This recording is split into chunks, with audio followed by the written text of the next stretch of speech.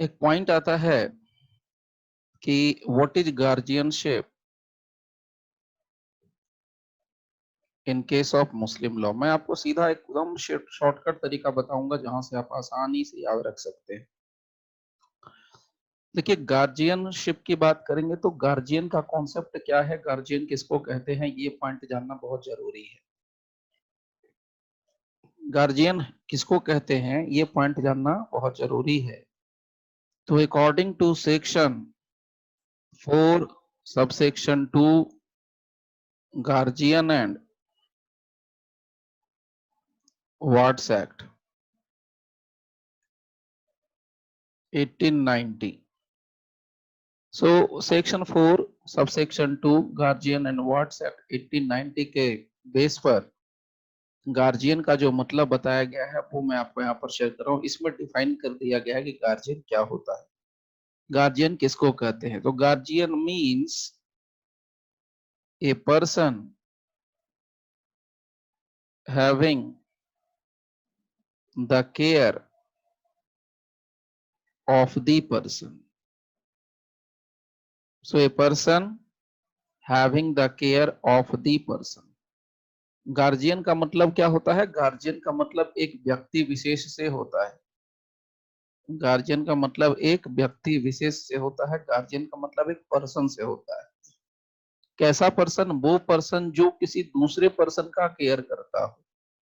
The care of the care of the person of A minor. तो guardian तो भाई minor को लगता है, तो माइनर को एज ए पर्सन यानी उसके शरीर की हिफाजत करने वाला पर्सन, उसको केयर करने वाला। So the care of the person of A minor और ऑफ हिज प्रॉपर्टी, उसकी प्रॉपर्टी को, और बोथ, या तो सिर्फ प्रॉपर्टी को प्रोटेक्ट करने के लिए, प्रॉपर्टी को केयर करने के लिए रखा जा सकता है, या तो सिर्फ एज ए पर्सन माइनर के पर्सन के तौर पर केयर करने के लिए रखा जा सकता है, या दोनों के लिए person as well as property दोनों को केयर करने के लिए रखा जा सकता है। सो और both his person and property, his person and property दोनों के लिए कहा है, both his person and property. तो मतलब क्या निकल के आया, गार्जियन का कॉन्सेप्ट क्या है, गार्जियन का कॉन्सेप्ट बड़ा ही सीधा सा कॉन्सेप्ट। गार्जियन का मतलब अगर हम लोग यहां पर लिख दें तो guardian is equal to person, और वो पर्सन जो केयर करता है, care of the minor as a person, या care of the minor's property, minor की प्रॉपर्टी का केयर करता है, तो वो भी है गार्जियन, या both person as well as property. तो अगर दोनों का भी केयर करता है तो हम कह सकते हैं कि वो है guardian.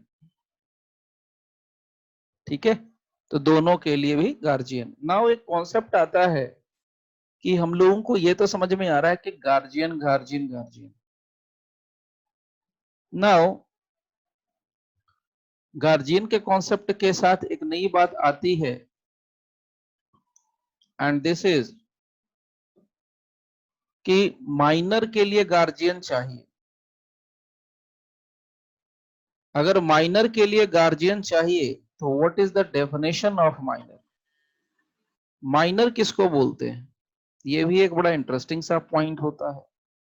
What is the definition of minor, minor का कॉन्सेप्ट भी सेक्शन 4 के ही अंदर दिया हुआ है, बस द डिफरेंस इज कि ये अंडर सेक्शन 4(1) में है और वो 4(2) के अंदर है। ये 4(1) में माइनर का डेफिनेशन देते हुए कहा गया है, a person who under the provisions of, under the provisions of the Indian Majority Act 1875 is to be deemed not to have attained his majority, not to have attained his majority.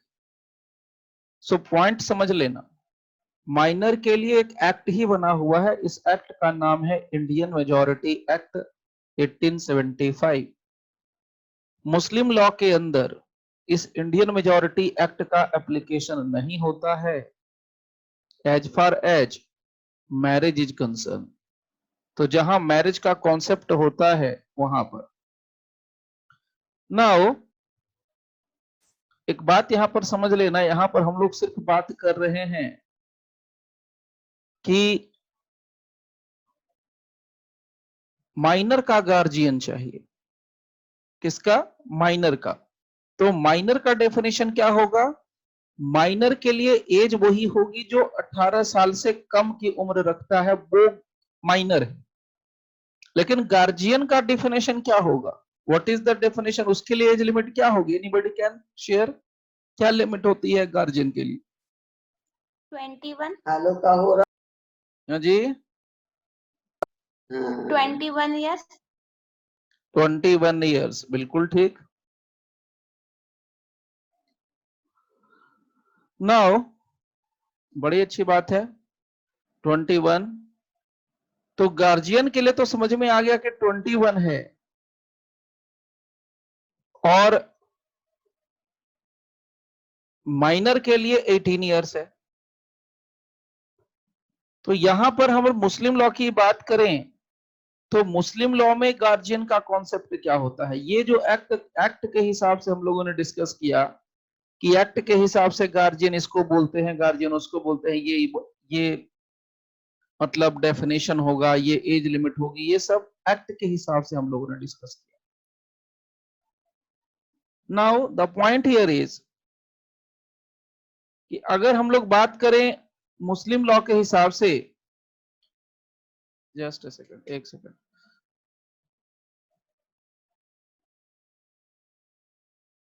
Okay. तो अब हम और बात करें मुस्लिम law के हिसाब से, तो गार्जियन का इन्होंने क्लासिफिकेशन करके रखा हुआ है। हर अलग अलग बात के लिए अलग अलग गार्जियन इन्होंने क्लासिफाई करके रखा। मैं आपको सीधा डायग्राम देता हूं और सीधे मुद्दे पर चलते हैं। देखिए क्या डायग्राम है और क्या कैसे कॉन्सेप्ट आता है। नाउ क्लासिफिकेशन के हिसाब से अगर हम लोग समझें, यहां सीधा डायग्राम याद कर लेना, काफी इजी रहेगा। गार्जियनशिप, गार्जियनशिप में 3 तरह के गार्जियन की बात होती है। सबसे पहला, निकाह के पर्पस के लिए गार्जियन। भाई मैरिज बहुत इंपॉर्टेंट है, सो निकाह के लिए। दूसरा, बॉडी के लिए, और तीसरा, प्रॉपर्टी के लिए। तो मुस्लिम लॉ के अंदर 3 तरह के गार्जियन का जिक्र किया गया है। निकाह के पर्पस के लिए गार्जियन, बॉडी के प्रोटेक्शन या केयर के लिए गार्जियन, और प्रॉपर्टी के लिए गार्जियन। तो देखिए, जब निकाह के लिए हम बात करते हैं तो उसको हम, उसके जो गार्जियन होते हैं उसको हम लोग जबार या जबर बोलते हैं, जबार ही शायद बोलते हैं, जबार ही बोलते हैं। और बॉडी के लिए जो आते हैं उसमें नाम आता है हिजनत, HIZNAT, हिजनत। और अगर प्रॉपर्टी की बात करें तो प्रॉपर्टी में तो 3 तरह के गार्जियन हो जाते हैं। प्रॉपर्टी का मामला अलग होता है, तो प्रॉपर्टी में 3 तरह के, एक लीगल गार्जियन होते हैं, एक डी फैक्टो गार्जियन होते हैं, और एक सर्टिफाइड गार्जियन होते हैं। तो अगर निकाह के लिए, शादी के लिए, मैरिज के लिए गार्जियन की बात करें तो उसको जबार बोलते हैं। अगर बॉडी के प्रोटेक्शन या केयर की बात करें तो उसको हिजानत बोलते हैं या हिजनत।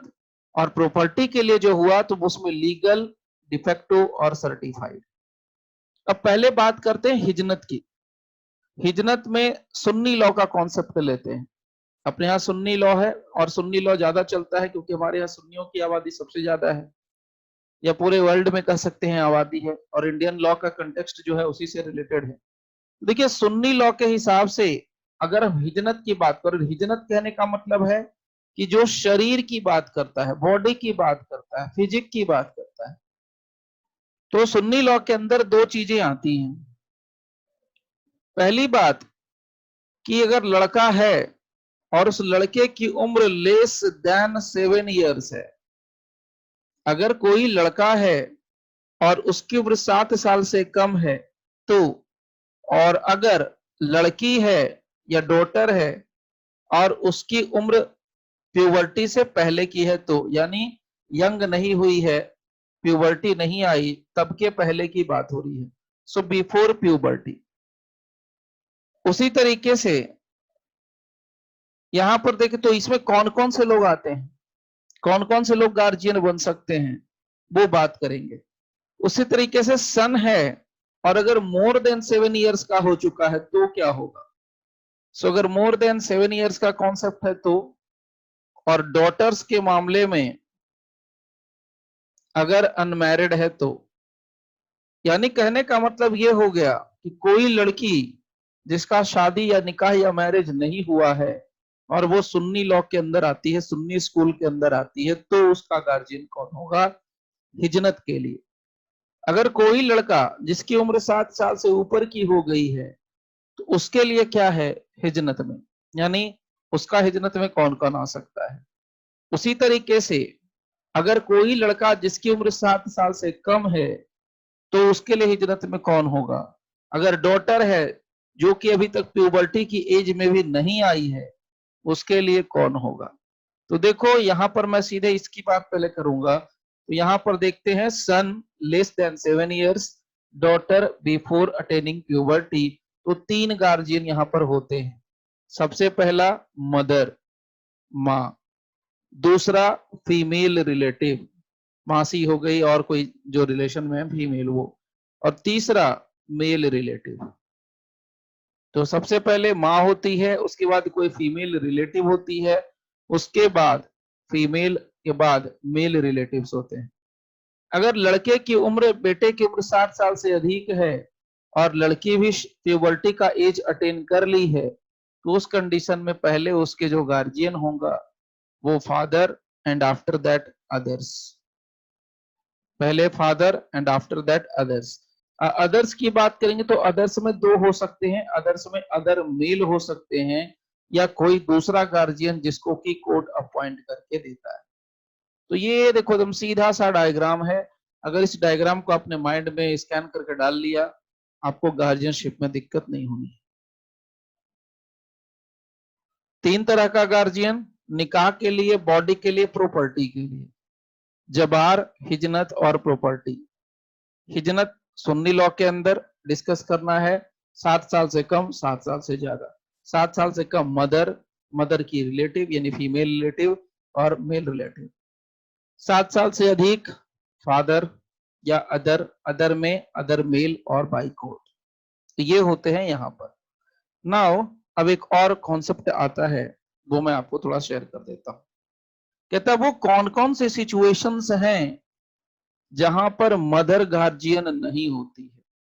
लिखना चाहे लिख लेना, mother may not be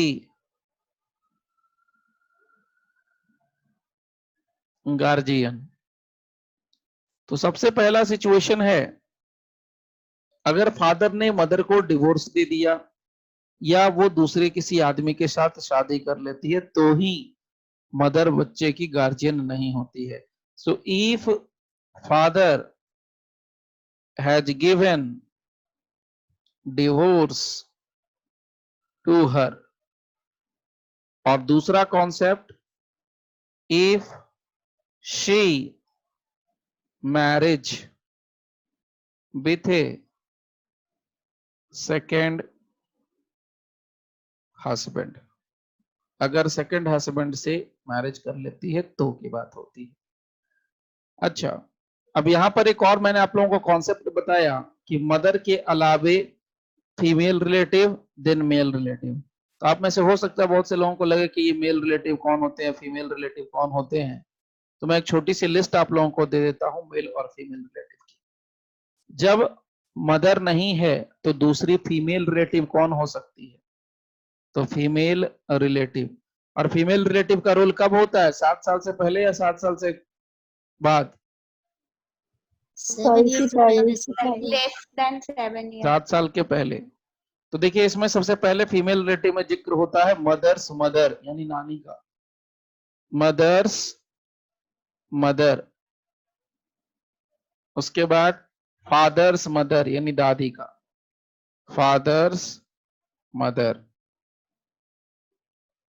sister सगी बहन, अगर मदर नहीं है तो मासी, सिस्टर तो मासी हो जाएगी फुल ब्लड से, सगी बहन को फुल ब्लड बोलेंगे। नेक्स्ट सिस्टर यूटेराइन ब्लड से, सिस्टर यूटेराइन ब्लड से अगर कोई होगी तो, नहीं है तो जबरदस्ती थोड़े करना है तो। सिस्टर कंसिंग्युइनिटी से,